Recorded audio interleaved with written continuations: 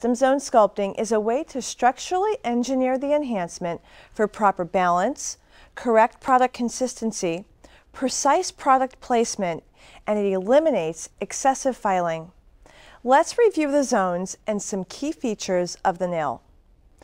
Zone 1 is the area from the free edge line to the extension edge. Zone 2 is the stress point and upper arch apex. And Zone 3 is the cuticle area, outlined by the lateral walls, which run parallel up the sides of the nail to the cuticle line, connecting them. To zone sculpt and enhancement, first start with the extension edge, Zone 1. Place a bead on the middle of the zone up to, but not on the free edge line. Let the bead settle and don't wipe your brush. You'll need the liquid to keep the bead creamy and pliable for a 3-minute sculpting time. Be sure to practice balance point positioning by connecting your sculpting hand pinky with your holding hand pinky for stability. Press up one side into the corner, establishing the depth of your smile line. Continue to press along the line and up into the other corner of the smile line.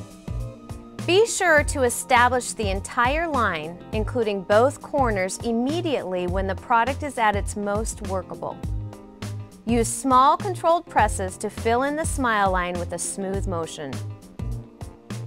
Leave the product along the smile line slightly thicker for strength at the stress point, and angle the shaft of the brush downward at the extension edge to make this thin and tapered. Zone sculpting allows you to create the structure of the enhancement as you sculpt. Smooth the entire Zone 1.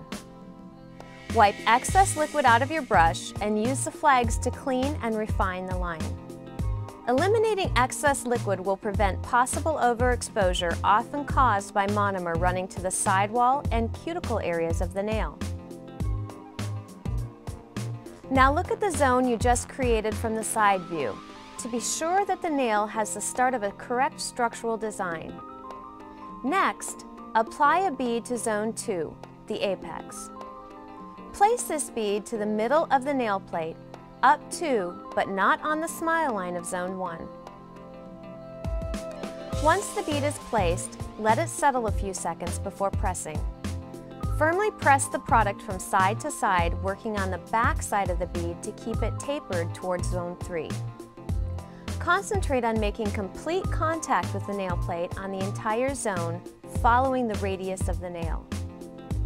Tuck the product along the lateral walls, forming a thin, clean edge without touching the skin.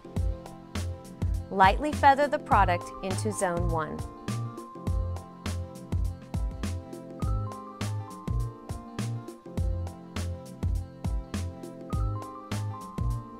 Finally, apply a bead to Zone 3.